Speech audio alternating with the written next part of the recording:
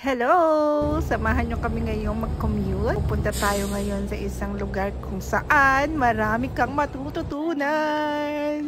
First time ng mga bata na sumakay sa bus. And then, dito nga pupunta naman kami sa LRT. Bago makarating doon sa aming pupuntahan, kailangan muna namin makasakay ng dalawa. Ayan, ganyan yung LRT dito.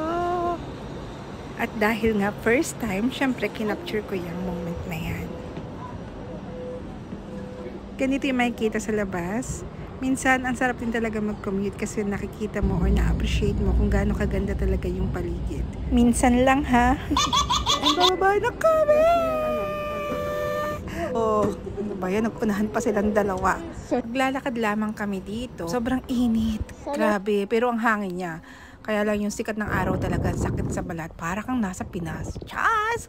So, ay, kita nyo ba yung black na yan? Diyan kami pupunta. So, ayan, may idea na ba kayo kung ano to? So, excited na yung mga bata. Excited na sila matuto. Siyempre, library! Tara, let's sa loob!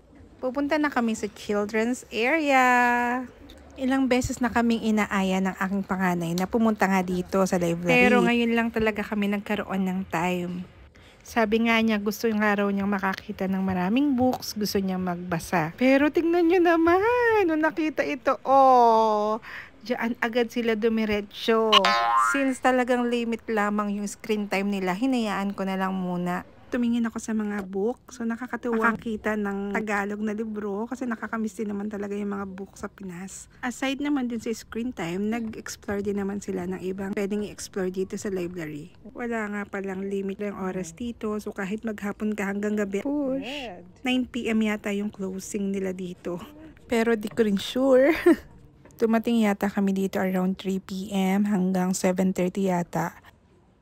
Dito sa part na to may printing area, tapos may study area dyan sa loob na yan.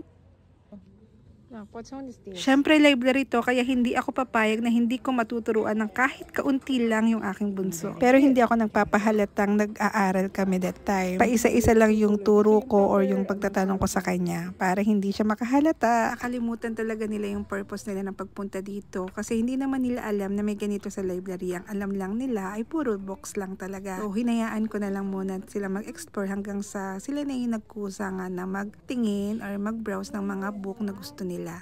Then I told them na kunin lang nila yung gusto nilang book, tapos uupo kami dyan sa upuan na yan para magbasa kami ng story or magtingin sila ng picture. Hanggang sa pagtulog namin, talagang kasama yun sa prayers nila na nakapunta nga sila sa library at talagang masaya yung kanilang experience.